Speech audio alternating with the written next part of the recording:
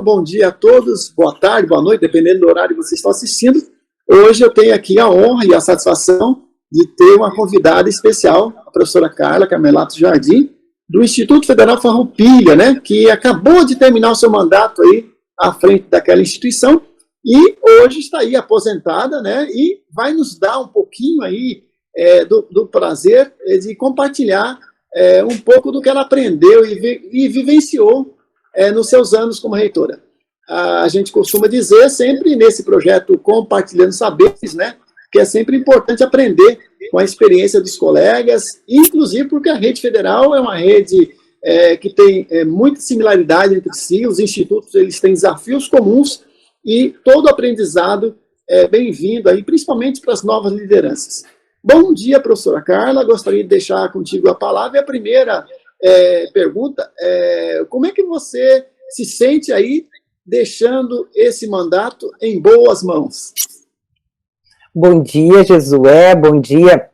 a todos e todas as colegas do Instituto Federal de Santa Catarina que irão assistir, né, essa nossa conversa, né, como boa gaúcha, inicio essa conversa tomando meu chimarrão e falar da alegria de poder estar a convite, né, esse convite generoso que Jesué me fez, poder tentar contribuir de alguma forma com esse processo formativo, né, que é tão importante para todos nós, né, especialmente nesse momento em que nós vivemos, onde tantas transformações nos impõem o tempo todo esse processo, né, de estarmos sempre aprendendo. A primeira pergunta, né, veio no sentido de como me sinto, sabendo que o meu instituto, o Instituto Federal Farroupilha, que estive à frente na condição de reitora por um pouco mais de 8 anos,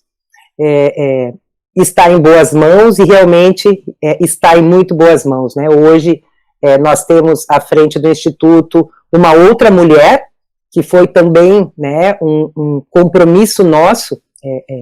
de sempre incentivarmos a participação das mulheres nos cargos de gestão, e temos hoje, então, a minha colega Nídia Ehringer, que foi pró-reitora de desenvolvimento institucional dos meus 2 mandatos, à frente da instituição, com uma equipe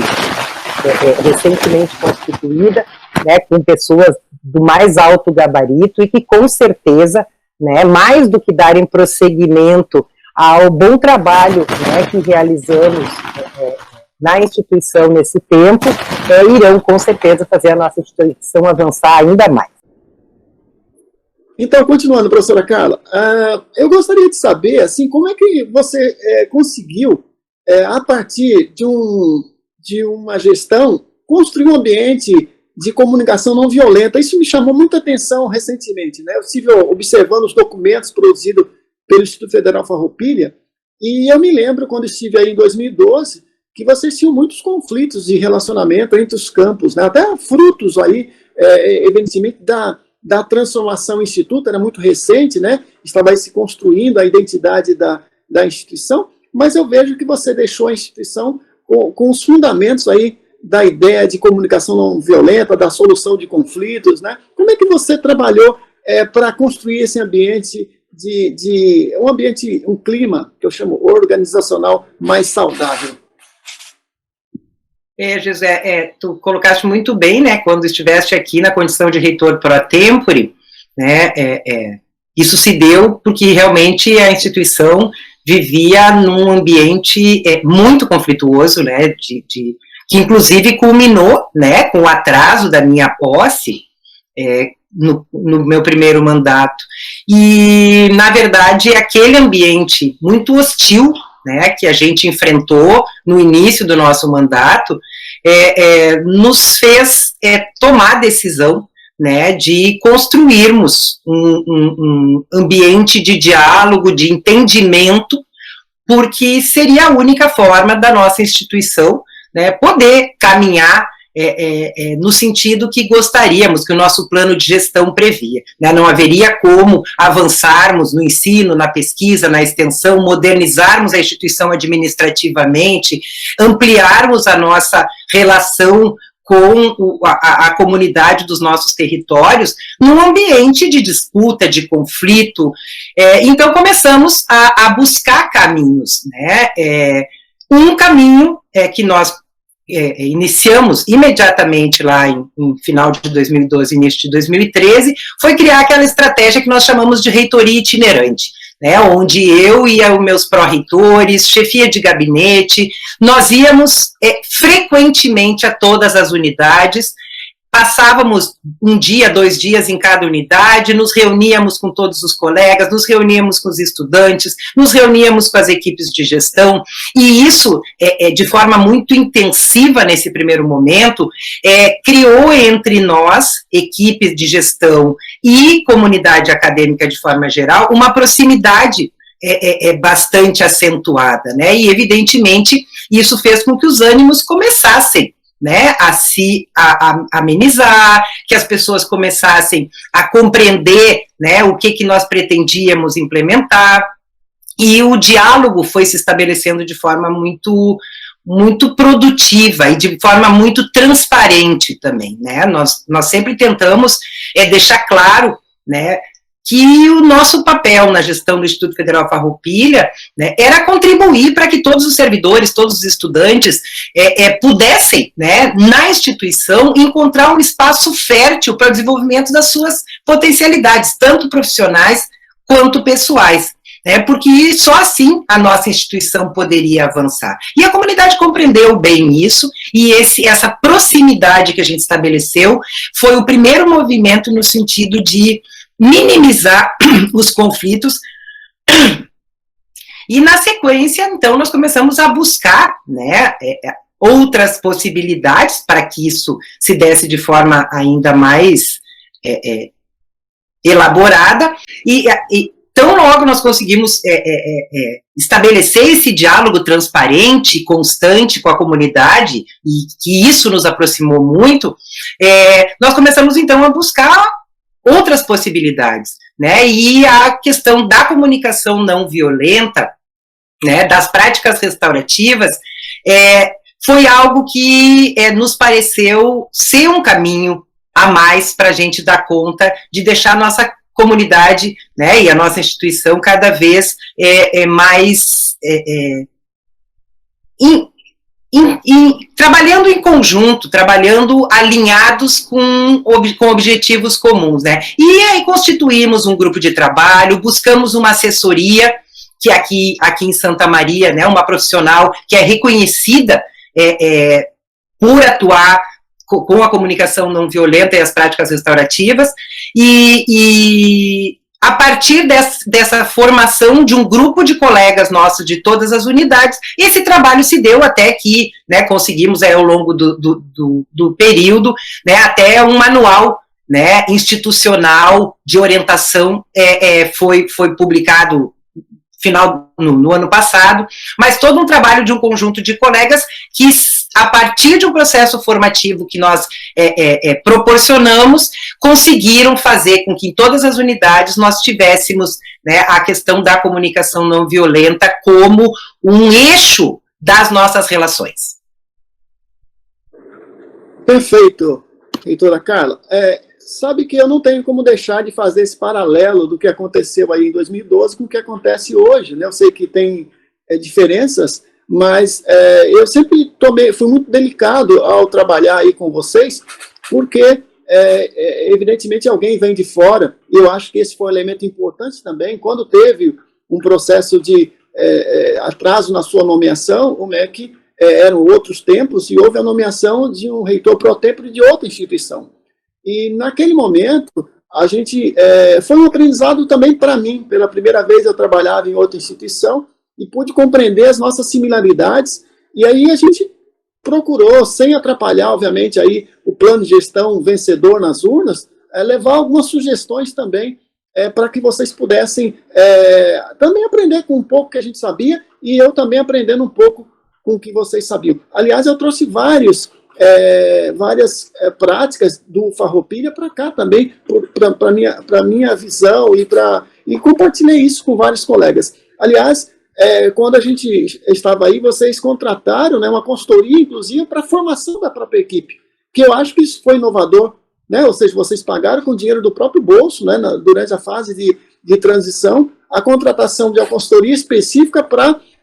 escolher os melhores membros para aquele momento, para formar aí as diretorias e pró-reitorias de vocês. Então, eu acho que isso aí é a primeira prática inovadora que eu aprendi. Depois vocês fizeram as consultas para os campos com menos de 5 anos, que era algo que ninguém fazia. Então, mesmo não sendo possível fazer a eleição, vocês fizeram os consultas também. Eu acho que isso também foi inovador. E assim por diante, né? Então, assim, várias questões outra questão que você me falou ali sobre a questão da reitoria itinerante. A forma como vocês organizaram, o Farroupilha ele tem uma característica interessante, que quando a primeira vez que eu fiz a visita aos campos foi, a gente preenche um círculo,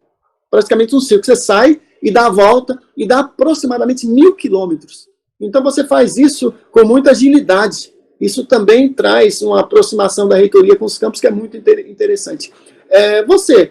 Naquela época, você acha que, apesar da intervenção e de ter alguém de fora, você acha que uma pessoa de outro instituto contribuiu para resolver mais rápido o conflito que estava instalado? Sem dúvida, Jesué. Né, eu acho que a designação, a tua designação como reitor pro tempore naquela época, né, foi decisivo e determinante para que nós tivéssemos, né, um período de transição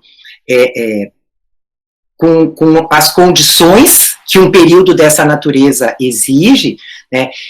e o fato de termos um reitor pro tempore neutro, né, que não pertencia a nenhum dos grupos que haviam disputado a eleição, né, e que por conta dessa disputa, né, os conflitos foram estabelecidos, para o Instituto Federal Farroupilha foi extremamente importante. Não tenho nenhuma dúvida, né, que se à época o ministro da Educação tivesse designado alguém do próprio Instituto, nós não teríamos tido a história positiva que tivemos, né, porque inevitavelmente fosse do nosso instituto, estaria ao lado de um dos grupos que na época estavam em conflito, né? Então, me parece que essa é realmente uma estratégia interessante. Claro, né, que como defensora da democracia, né, eu gostaria que nunca houvesse a necessidade de termos reitores pro tempore, nunca. Né, que tivéssemos eleições e que o resultado das eleições fosse imediatamente acatado e os eleitos fossem, né, nomeados. Mas temos momentos, né, como o que aconteceu aqui no nosso instituto, em que isso é inevitável, e me parece que termos na liderança da instituição, durante este período de conflito, alguém que politicamente está para além das disputas que levaram àquela crise, é a decisão mais acertada, sem dúvida. Perfeito. Feito esse paralelo, né, quero dizer assim que seria uma satisfação, uma honra que você fosse a minha reitora hoje aqui no Santa Catarina para mediar esse conflito que está aqui instalado já há um ano. Mas, como eu não tenho esse poder e essa autoridade, seguimos em frente, pelo menos aqui, compartilhando ideias para que a nossa comunidade possa refletir. Por isso que eu fiz questão de enfatizar essa comparação, esse paralelo, porque é importante essa reflexão, né? Professora Carla, quais foram as suas principais inovações na gestão que você, assim, não, eu tenho muito orgulho de ter feito? Já mencionei uma das inovações que foi para nós à época, e me parece que também não era uma prática na maioria das instituições, que foi a reitoria itinerante, né, e à época, Jesué, eram 1.000 quilômetros a volta, depois aumentou um pouquinho, porque nós tivemos o campus avançado Uruguaiana, incorporado, criado, né, nós tivemos o campus Frederico Westphalen, então a nossa volta ficou maior, mas é uma estratégia de gestão muito importante, né, tanto para a comunidade acadêmica, que se aproxima mais dos gestores, né, mas principalmente para nós, gestores, que conseguimos vivenciar em loco, né, questões que a distância geográfica da reitoria, né, muitas vezes não nos permite. Uma outra inovação de gestão que eu me orgulho muito, porque foi, né, também bastante pioneiro na rede federal, e que se alinha com um dos eixos das nossas gestões, que era a transparência, foi a transmissão ao vivo das reuniões do Colégio de Dirigentes, do Conselho Superior, né, porque isso era algo que à época praticamente ninguém fazia, e permitiu com que todas as pessoas que tivessem interesse pudessem acompanhar as discussões e as decisões que tomávamos nas duas principais instâncias colegiadas da instituição, né, que são o Colégio de Dirigentes e o Conselho Superior, né. Tivemos, assim, questões básicas, mas que para nós eram importantes, que foi a construção do nosso regimento interno e do nosso organograma. O Instituto Farroupilha, em 2012, não tinha esses instrumentos que são muito importantes, e foi uma construção muito bacana, porque ela se deu com a participação coletiva da comunidade, formando grupos de trabalho, promovendo bastante discussão e participação, né. Me orgulho muito também de termos construído 2 planos de desenvolvimento institucional do nosso instituto, também sem contratar consultoria, né, trabalhando com uma metodologia super participativa, com envolvimento, né, de colegas e estudantes das mais diversas formações, o que resultou, né, num primeiro PDI da nossa gestão, que nós conseguimos atender e transitar, né, pela maioria das metas e objetivos que tínhamos estabelecidos, e agora recentemente, né, também iniciando esse segundo PDI. Muitas ações, né, a gente se orgulha, mas talvez, do ponto de vista da gestão, essa estruturação que nós fizemos com o regimento e com o organograma institucional tenham permitido que a gente avançasse bastante, né? Como tu disseste, lá em 2012, antes de definirmos quem seriam os pró-reitores substitutos, os diretores sistêmicos, nós contratamos uma consultoria paga do nosso próprio recurso pessoal, né, para podermos identificarmos os perfis mais adequados para as diferentes e tão complexas atribuições que uma equipe de gestão tem que fazer, né, e tivemos também aí, ao longo desses mais de 8 anos, um conjunto de políticas, programas e projetos, né, focados desde a questão da qualidade de vida do servidor, o nosso programa institucional de qualificação, onde nós investimos bastante recurso na formação dos servidores, né, isso só pensando nas questões de gestão, sem atacar nesse momento, né, as tantas ações que realizamos também do ponto de vista do ensino, da pesquisa e da extensão. Mas ainda, Jesué, se me permite, como uma inovação na área fim, na atividade fim,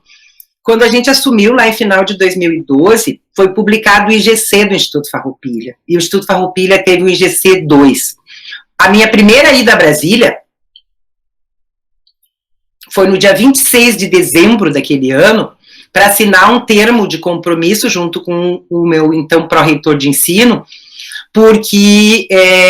o nosso IGC nos colocava numa condição de quase perda da autonomia, né? Se repetíssemos no ano seguinte o mesmo IGC, perderíamos a autonomia na oferta de cursos superiores. E nós éramos o penúltimo instituto, né? Das 41 instituições da rede federal, nós estávamos em 40º lugar do ponto de vista da avaliação externa dos cursos superiores. E quando voltamos, então, resolvemos enfrentar e apresentamos ao Conselho Superior em janeiro ainda, a necessidade de que nós, então, estabelecêssemos uma estrutura organizacional para dar conta de recuperar, né, a qualidade do ensino superior na instituição, e isso passou, inclusive, pela criação de uma diretoria de graduação, e a qualificação, né, de um conjunto de pessoas da Pró-Reitoria de Ensino, os coordenadores dos cursos e toda a assessoria pedagógica e institucional. E aí contratamos uma consultoria e passamos um ano, né, nos debruçando como prioridade 1 da instituição. E isso deu um resultado imediato, né? Já no próximo ciclo avaliativo, o Instituto Federal Farroupilha teve GC4 e GC4 mantido até agora, né? Ontem foi divulgado e nós repetimos, mesmo com a pandemia, conseguimos repetir esse GC. Então, eu penso que esse processo da gente enfrentar o problema, né, estruturar a instituição para dar conta daquilo que no momento é mais prioritário e investir pesado na formação das pessoas, né, isso traz resultados imediatos e, apesar de ser óbvio, né, para nós foi inovador a época, porque a instituição carecia disso. Perfeito, reitora Carla. Sabe, só para registrar, eu quero lembrar que aí a gente, em comum acordo, a gente começou a transmitir o Consup e depois isso veio para cá. Eu trouxe essa informação aqui para Maria Clara e aqui começou a transmitir também. E outra questão também, em 2013, vocês me convidaram, junto com o professor Eliezer Pacheco e a ex-reitora da URGS, para uma fala no PDI. Aí me falaram, uma reunião do PDI, uma reunião pequena. Eu cheguei aí, tinha 800 pessoas. Vocês envolveram muita gente num evento, num mega evento, para discutir o PDI. Então, vocês têm essa prática. E aí, vou corrigir minha reitora favorita aí, dizer que você foi comigo protocolar o teu processo de homologação. Isso eu acho foi fantástico, que eu fui contigo, e eu acho que esse é um simbolismo, né, de você ir lá junto, protocolar no MEC, tinha um balcãozinho, eu me lembro do dia, eu tirei essa foto, inclusive, porque é importante fazer isso, né, apresentar a reitora eleita para o secretário, né? Então isso faz parte de uma liturgia de transmissão de cargo. E concordo também contigo que, na época, a gente tinha aqui uma prática do GC bem alto também, era um dos melhores GC do país, e você tinha me falado isso, que era importante perseguir. Então, parabéns por ter conseguido essa conquista aí durante a tua gestão. A minha próxima pergunta, ela é uma pergunta um pouco mais de relacionamento, reitoria campus. Você sabe que eu tenho sempre eu faço sempre essa discussão, e eu lembro na época, a minha preocupação da reitoria, ela ter uma relação de que não impeça uma determinada autonomia dos campos, pelo menos aquela máxima possível, desde que não atrapalhe o campus vizinho e não prejudique a legalidade. Como é que você fez para que os campos funcionassem em harmonia com a reitoria? Na verdade, isso começou lá com o nosso regimento, né, onde nós conseguimos estabelecer em regimento, né, esta autonomia, né, das unidades, né, porque eu antes de ser reitora, né, eu fui por 2 mandatos também diretora-geral do campus Alegrete, que era a Escola Agrotécnica Federal de Alegrete, à época da constituição do Instituto, a maior unidade que o Instituto Farroupilha tinha, né, e sempre como diretora de campus, e a transição de AFA para campus do Instituto se deu no meu segundo mandato, né, sempre defendi, né, que a gestão institucional cabe ao reitor, a reitora e a sua equipe na reitoria, né, mas que cada unidade deve ter respeitado as suas particularidades, as suas necessidades e deve ter autonomia para a tomada de decisão. Então, nós já conseguimos, no regimento, trazer essas premissas, né? Ainda também tivemos uma portaria de delegação, né, que como reitora fiz, e fomos renovando ao longo do tempo, onde fica estabelecido claramente o que é atribuição exclusiva da reitora e o que é atribuição das direções gerais de campus, né? Um exemplo claro, a designação dos demais gestores da unidade, né? A portaria, ela é atribuição da reitora no nosso instituto, mas a indicação compete ao diretor-geral do campus, né? Evidentemente, exceto se houver algum problema, né, de natureza grave que necessite que se dialogue sobre isso. Mas isso nós conseguimos garantir institucionalmente desde o regimento, passando por portarias de delegação de atribuições e competências, né, mas também muito do diálogo entre a gestão central e as gestões locais, e também muito baseado no CODIR, Jesué. Tu sabe que nos meus 2 mandatos, né, o Conselho Superior, inegavelmente, é a instância principal da instituição, porque é a única deliberativa aqui no nosso instituto, né, mas o papel do Colégio de Dirigentes como órgão de assessoramento muito próximo, para mim foi muito importante, né, eu penso que a nossa ligação enquanto CODIR, todos nós, a reitores, pró-reitores, os diretores gerais de campus, foi fundamental para que a gente conseguisse sempre, né, compreender essa necessidade que as unidades têm, né, de ter a sua autonomia respeitada, de ter as suas peculiaridades contempladas, né, aquela questão, né, não há como tratar de forma igual os desiguais. Então, essas desigualdades a gente sempre procurou reduzir por meio do trabalho da gestão central, mas sempre defendemos e praticamos o respeito para que cada unidade, né, pudesse ter a sua caminhada com base naquela condição que é diferente da condição do campus mais próximo que seja. Fantástico, professora Carla. A última pergunta já está tomando muito seu tempo, mas é assim, eu me recordo, você começou a sua gestão no mandato, então, da ex-presidente Dilma, que hoje a gente tem muitas saudades, né, diante de tudo que a gente vê, principalmente, a gente, né, obviamente que pegou um período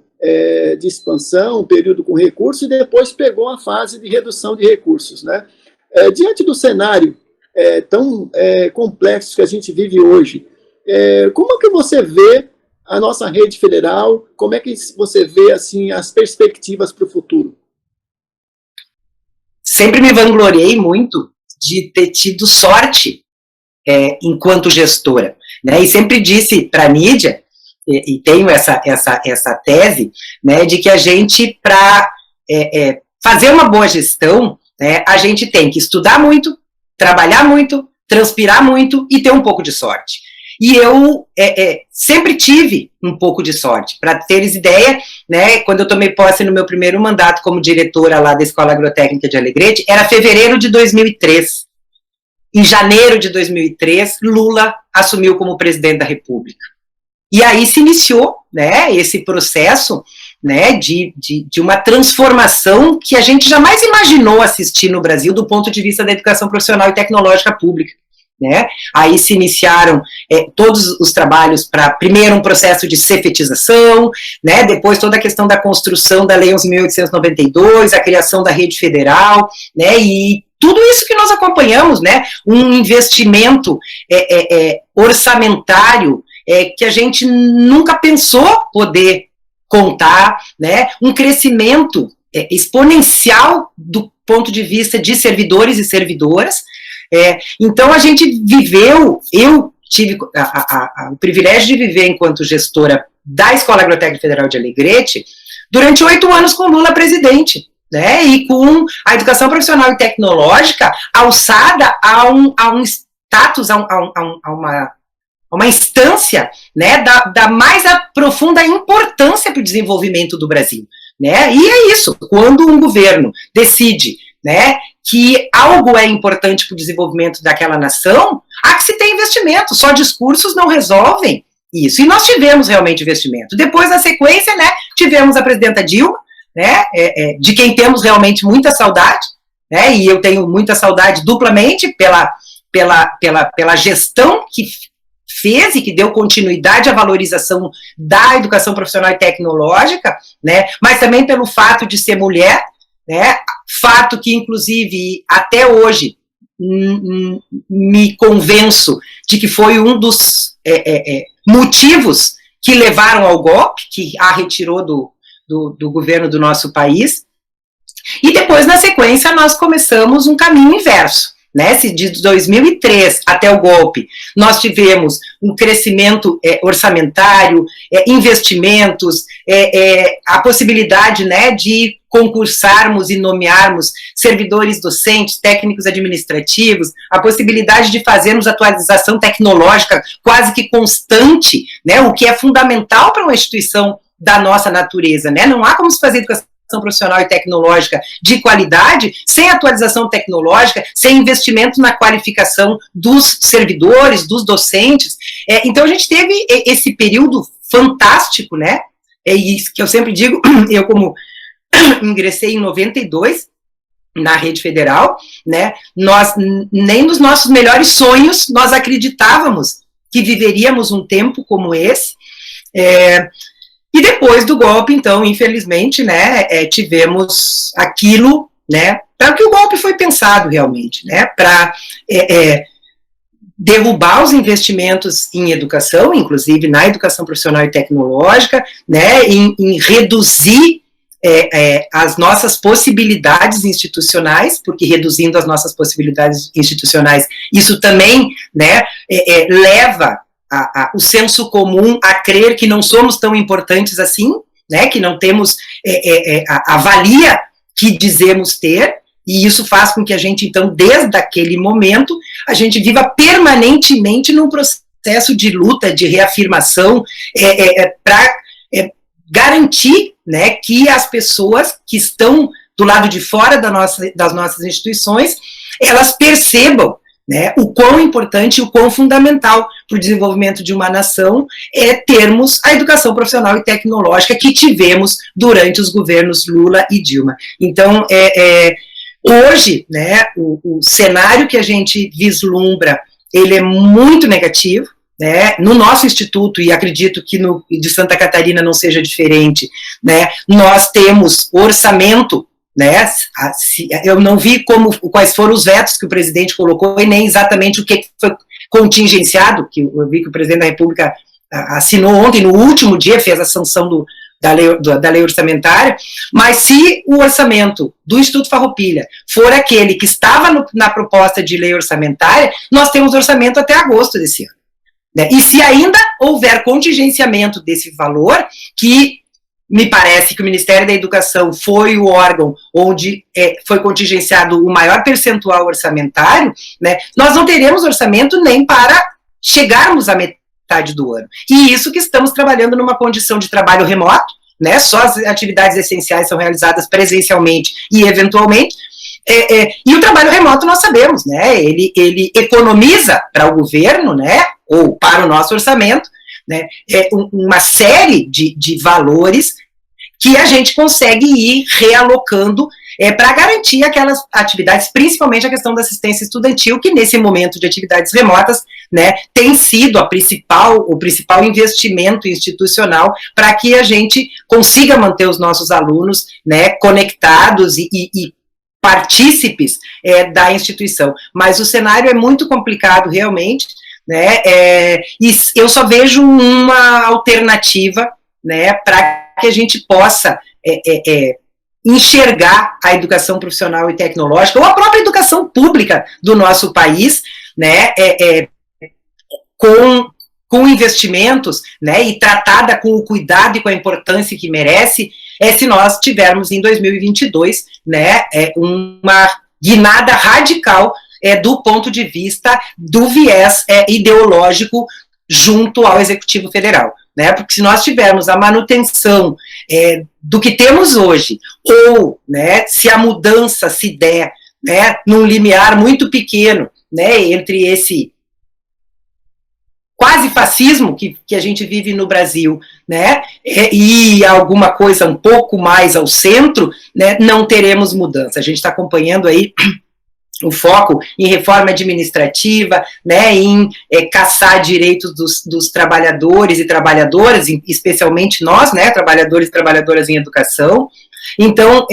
só vejo uma luz, né, e a possibilidade da retomada daquilo que já tivemos, né, e que merecemos como rede federal pela nossa importância estratégica, se em 2022 nós tivermos aí, né, a possibilidade de elegermos um presidente da República, ou uma presidenta da República, né, comprometida com a educação como bem público, a educação como único caminho para realmente transformar a nossa sociedade. Perfeito, professora Carla. Sempre uma satisfação e uma honra conversar contigo. A gente chega aqui ao final dessa conversa, a gente tem feito blocos aí de 30 minutos, né, para que as pessoas possam assistir, né, e poder ter facilidade nesse sentido. Quero dizer que se eu tivesse o poder, você seria a nossa embaixadora da educação profissional brasileira, porque é um orgulho realmente ouvir, eu acompanhei a sua trajetória, tenho muito orgulho de ser teu colega. Entrei na Rede Federal em 93, um ano depois de ti. Também tive a honra de ser diretor de campus em 2003, em fevereiro de 2003 até 2007. Você continuou no cargo de diretora e eu fui para a reitoria, ali para a direção na reitoria, e depois a gente acabou se encontrando ali no Farroupilha, né? Conheço vários ex-dirigentes e dirigentes país afora, como, por exemplo, Paulo César, o Dênio, né, o Belchior, né, que são grandes figuras também, então estás aí entre os grandes, né, reitores aí das nossas estrelas aí, brasileiras, com quem eu convivi no CONIF. Quero dizer que espero que você possa continuar contribuindo com a Rede Federal por meio da sua liderança, né? Espero encontrá-la em breve ali no grupo de ex-reitores, né? Temos um grupo de WhatsApp, se você não for avessa a grupo de WhatsApp, né? Porque hoje em dia tem tanto grupo que a pessoa foge, né? Mas ali a gente tem mantido alguns diálogos bem interessantes aí, em relação ao futuro da educação profissional. Alguns países têm, inclusive, um conselho de ex-reitores, né, que fazem apresentações, que ajudam realmente a formular propostas, né? É claro que sempre tem que ter o cuidado para não melindrar os atuais, né? Mas é sempre interessante que essa experiência toda acumulada, ela possa ser compartilhada, né, com outras pessoas. Olha quanta coisa aprendestes, né, nessa vida toda, né, como educadora, né, à frente da educação profissional. Realmente, para nós, para mim aqui, que ainda tem uma carreira pela frente, é sempre um prazer, uma satisfação ouvi-la e aprender também contigo. Obrigado mais uma vez, eu quero que você fique aí com bastante saúde, né, para poder curtir aí sua aposentadoria, os seus netos, a sua família, e também se protegendo aí dessa grande desgraça que se abateu aí na humanidade, né, que nos deixa bastante infelizes. As suas considerações finais, e muito obrigado mais uma vez. Eu é que agradeço a generosidade das tuas palavras, né, Jesué? Acho que não mereço tanto, mas com certeza, né, eu tenho uma paixão muito grande pela educação profissional e tecnológica, né? Eu nem sei quantas vezes eu já disse isso, né? Eu entendo que eu devo à educação profissional e tecnológica praticamente tudo que eu tenho, exceto a minha formação familiar, né? Que essa veio primeiro, mas eu me constituí, né, como cidadã, como pessoa e como profissional,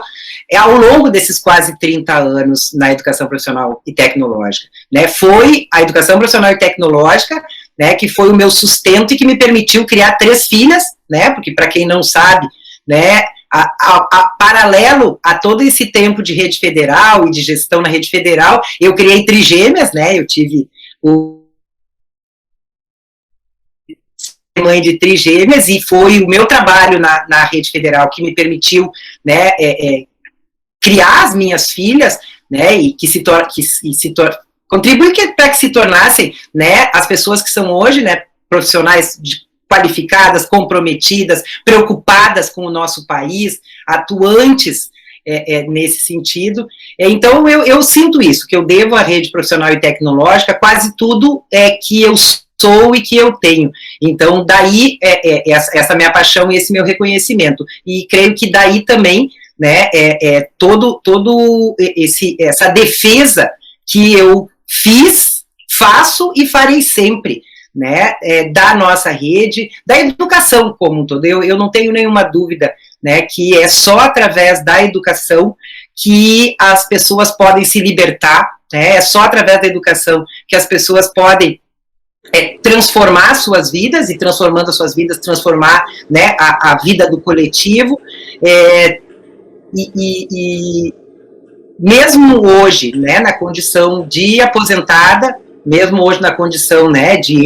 ex-reitora, ex-diretora de campus, né, eu, aonde estiver, eu permanentemente, né, farei a defesa e lutarei sempre pela nossa rede, pela educação de qualidade, pública, gratuita, laica, né, para todos os brasileiros e brasileiras, né. Hoje curto essa condição, né, que eu batizei de voternidade, né, a pandemia parece mentira, mas me deu uma coisa maravilhosa, que foi o meu neto, né, que fez 1 ano agora, recentemente, então estou tentando curtir bastante o meu neto, coisa que eu não pude fazer tanto com as minhas filhas, porque quando a gente trabalha muito,